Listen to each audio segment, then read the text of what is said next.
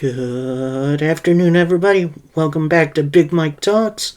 I am your host, Big Mike, and I am giving you my review for this past Saturday's WWE Backlash pay-per-view, and it was a ton of fun to watch. And I'm gonna give the MVP to not a wrestler, but to that white-hot Puerto Rican crowd. Like, they were into everything. They gave everyone a reaction, whether that be good or bad.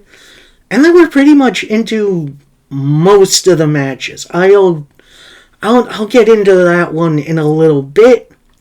So, in this case, kick up your feet, relax, grab yourself something to drink, and let's do this. So, first match on the card, no pre-show. WWE haven't really been doing pre-show matches lately, which I am very thankful for. So, we get right into the main card. It is for the Raw Women's Championship as Bianca Belair takes on Io Sky. And honestly, Sky put up a hell of a performance. I do hope she gets more attention by the WWE in the near future, and maybe break her off from Damage Control. Speaking of them, Damage Control does eventually come down. Io has Bianca down. Bayley is holding her hair as Io is getting ready for a moonsault. The ref sees her. She lets go. Bianca then knocks Io Sky off the top rope. KOD for the win. This match was a lot of fun to watch. And it does further the whole breaking up of Damage Control. I think that's going to happen eventually. I think Dakota and Io are going to turn face and leave. And then maybe we'll see Bayley try to recruit some new talent for her group, which, might be okay. Maybe they'll have a 6-man tag team match at SummerSlam, the pay-per-view where they came together, which I'd be okay with that. This next thing, it's not even a match. We have Bad Bunny in a vignette. He's backstage getting ready for his match. In comes Rey Mysterio, pretty much telling him, hey, I got someone outside I'd like you to meet. In comes Savio Vega, living legend himself, and he gives Bad Bunny a kendo stick with a Puerto Rican flag on it. That's pretty significant and will definitely lead into something in the match later on. Hint, hint, nudge, nudge. Next match, we got Seth Rollins versus Omos. And honestly, I had zero expectations for this match. This was Omos' best match. Like, did Seth Rollins carry him a little bit? Absolutely. But seeing Omos brace the ground as Seth is going for a stomp to stop the move, I've never seen that before. That's great. That's a great little moment. And Omos using his power positively. We then see MVP trying to interfere. Seth hits a couple of stomps to Omos. Tries to cover up. 2 count. Seth then goes up top. Omos gets to his knees. Stomp from the top second rope for the 1, 2, 3. Your winner, Seth Rollins, who then celebrates with the crowd. Not necessarily in the crowd, but with the crowd. And honestly, like I said, this was Omos' best match. I am definitely a bit more excited to see more from Omos. And hopefully new World Heavyweight Champion Seth Rollins. Fingers crossed on that. Next up, we got the United States title triple threat match we have Bobby Lashley taking on Bronson Reed with defending champion Austin Theory. And honestly, there was nothing wrong with this match, but it kind of felt like they were going through the motions. Was it bad? No. Was it good? It's kind of somewhere in the middle. Like, at one point, you have Theory just dazed and kind of not all there. You have then Bronson Reed and Bobby Lashley sandwich him between these two big boys. A couple times we see Bobby Lashley try to go for the Hurt Lock on Bronson Reed. He counters out of it. And actually, at one point, Theory breaks it up, which, good on for Theory.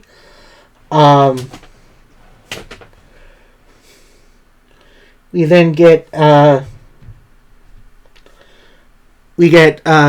Bronson Reed kind of loopy in the ring. Bobby Lashley hits a spear on him. And then Theory takes Lashley, throws him out of the ring. Pinfall. Your winner, still U.S. champion, Austin Theory. I gotta say, I'm not all with Austin Theory as champion anymore. Like, the title's not doing anything for him. He's not doing anything for the title. I think eventually he has to lose it. Like, don't get me wrong. I like a good young prospect getting his dues. But his character is just so one note. It's not great. So your winner, still U.S. champion, Austin Theory. It wasn't. The match itself was okay, but I feel like there needs to be something more for Theory as a character. Next up, we got Rhea Ripley versus Zelina Vega for the SmackDown Women's Championship. Now, at first, we get Rhea Ripley dominating Zelina Vega. The crowd then gets into... Oh, even before that, Zelina Vega's entrance outfit, pretty much a giant Puerto Rican flag. She is a native Puerto Rican. She was born there, I believe. So, yeah, and apparently her father wrestled down there too. So that's a little family lineage. I do like that. Yeah, match itself starts off Rhea Ripley pretty much dominating in the beginning.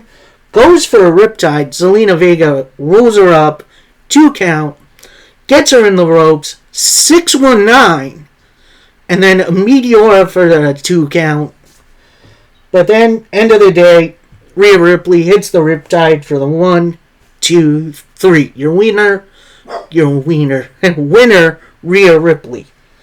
I'm going to say this. The match itself definitely paid homage to Zelina Vega's heritage.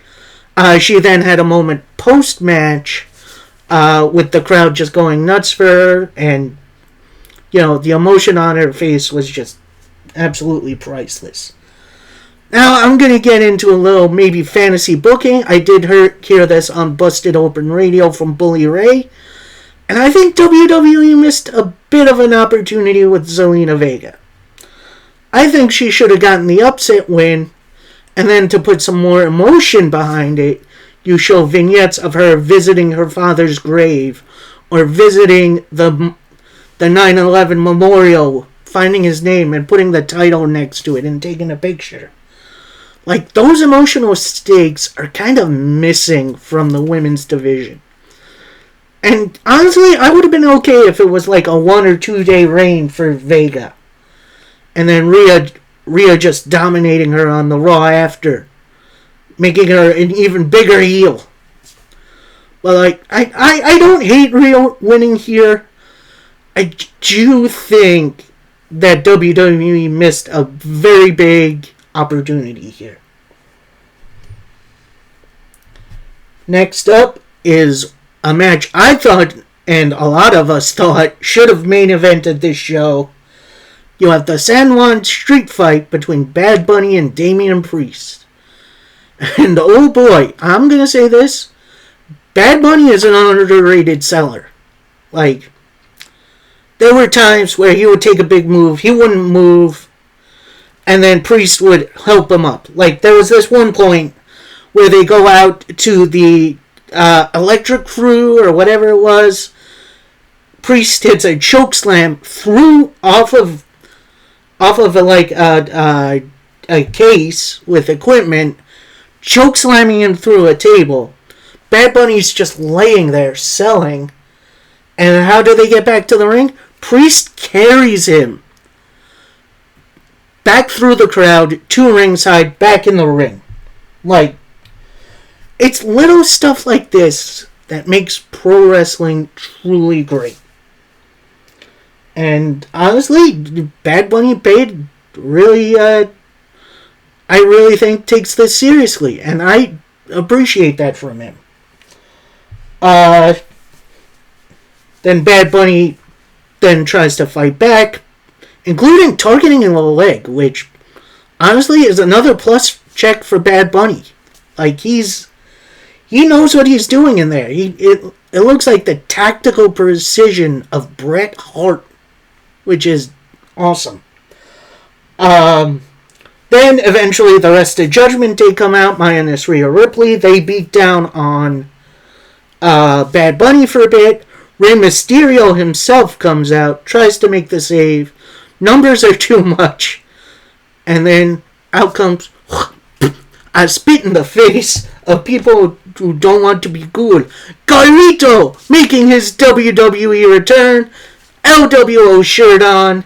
Comes out and helps out Rey Mysterio and Bad Bunny. The Judgment Day members, Dom and Finn, look like they're going to escape up the ramp. Out comes Savio Vega, and then he's got the rest of the LWO with him. Rest of the crew go in and take care of Priest for a little bit. And then Vega with just some chops to Finn Balor. Oh my god.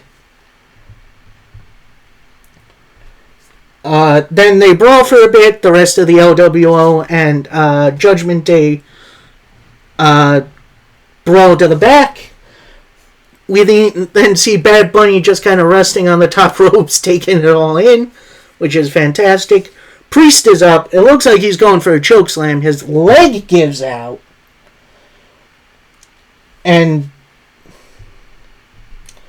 then we see Bad Bunny get a chair. Boom! Chair shot. Boom! Chair shot. DDT on the chair.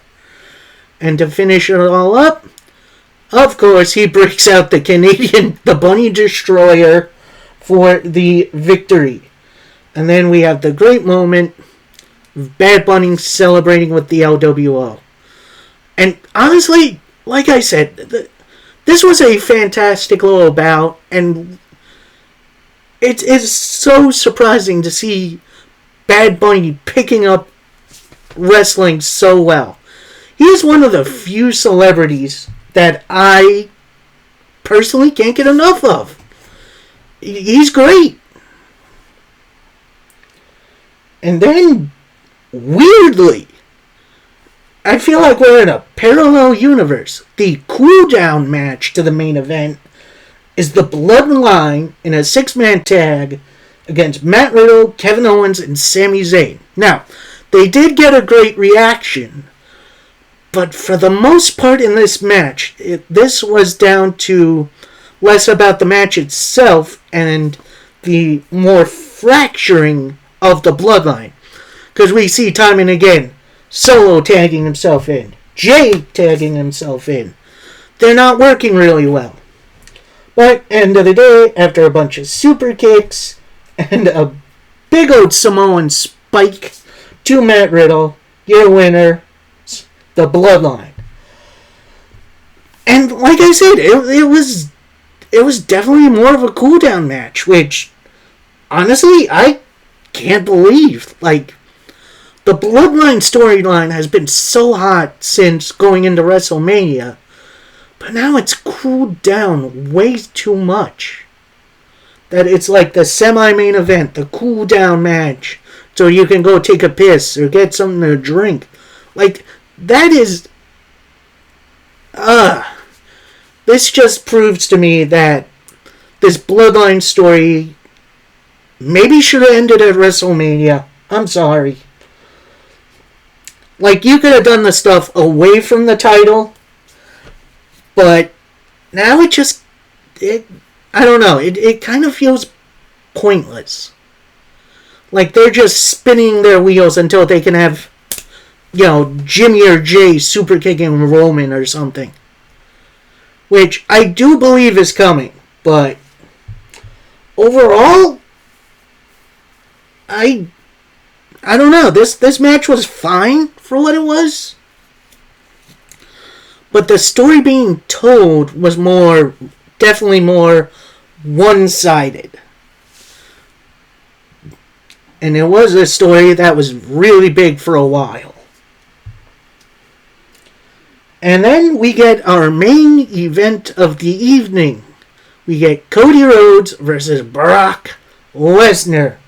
Now, during the Brock Lesnar's intro, you have Cody Rhodes in the ring. Brock Lesnar's circling. Cody just dives right on him. Like, doesn't even give him a chance to get in the ring. Gets a chair. Boom. Boom. At this point, bell hasn't rung. So, it's Cody can pretty much do what he wants. He then gets the steps. The steel steps from ringside. Batters him twice. They then get back into the ring. Bell rings. And then we get Brock Lesnar fighting from behind, which sounds awfully weird, but it kind of worked. Like, you see Cody going for one too many disaster kicks. On the last one, he gets caught. He gets suplexed. We then get into Suplex City a bit. Into a bear hug, which I haven't seen Brock use a bear hug in a while. But it works. At one point, Brock is going to suplex Cody from the corner. The turnbuckle pad gets ripped off, revealing the steel underneath. Cody is set up against the steel. Brock is going for some kind of running move. Misses, hits the top turnbuckle head first. And you can just tell, Crimson Mask. Like Eddie Guerrero style from No Way Out. I think that was No Way Out. And that was interesting. You got a Cody cutter, couple crossroads, and Brock still kicks out. Brock with an F5, Cody kicks out. Brock then locks in the Kimura lock. It looks like Cody's about to tap. Cody then shifts his weight a little bit. Roll up. 1, 2, 3. Your winner, Cody Rhodes. Here's my only issue with this. Actually, I do have two issues with this. One, Brock Lesnar fighting from underneath. It doesn't make too much sense, like, sightline-wise. Like, this dude has pretty much conquered just about everyone, both big and small, and yet he's having trouble with Cody Rhodes? I don't know. It doesn't make sense. That, although, in storyline-wise, you can understand Cody wanting to get the drop-off on Brock Lesnar, considering Brock has been whooping his ass pillar to post on the weekly shows. Not in matches, though. So, yeah. And my other issue is the way this match finished. Like, it's more than likely we're going to see these two guys again.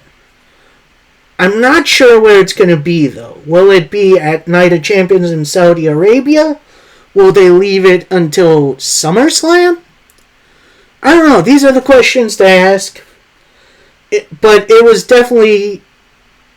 Cody definitely got the win, but it wasn't this solidifying, I'm a main eventer win, you know?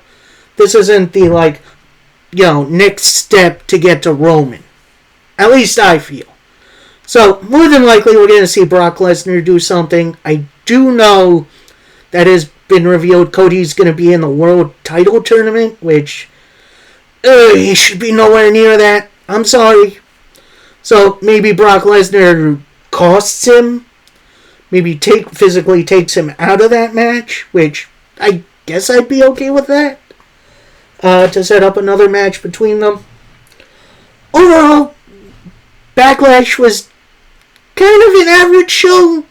Like, I still had fun with it, but I think the thing that really elevated this show up to more of a B- than a C was the crowd. The crowd was so into it that you couldn't help but be into it yourself. And I think that's great. And I hope eventually WWE, AEW, whoever capitalizes on this territory not really getting enough big time wrestling. So, we'll see what happens going forward. That is my review for Backlash. I hope you guys enjoyed. Please like, comment, subscribe. Let me know your favorite match from the night. Let me know your favorite moment. Because I will say, I did not expect Carlito to be there. That was great. And then, coming up, I will continue my weekly roundup show. There may be some small changes coming to that because there has been some rescheduling. Like MLW Underground just had its finale. So, and then we got Fusion coming back on Thursdays. That's 3 shows on Thursdays. Jesus.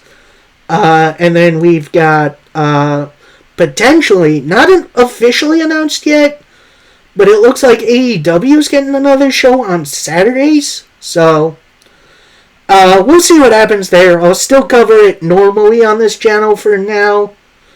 And then we'll see what happens with the new AEW show. And, yeah, we'll see if we can't restructure somehow. And then also, more than likely, either this upcoming weekend or sometime during the week, I'm going to review Guardians of the Galaxy 3. So stay tuned from that. And happy wrestling, everybody. Until next time.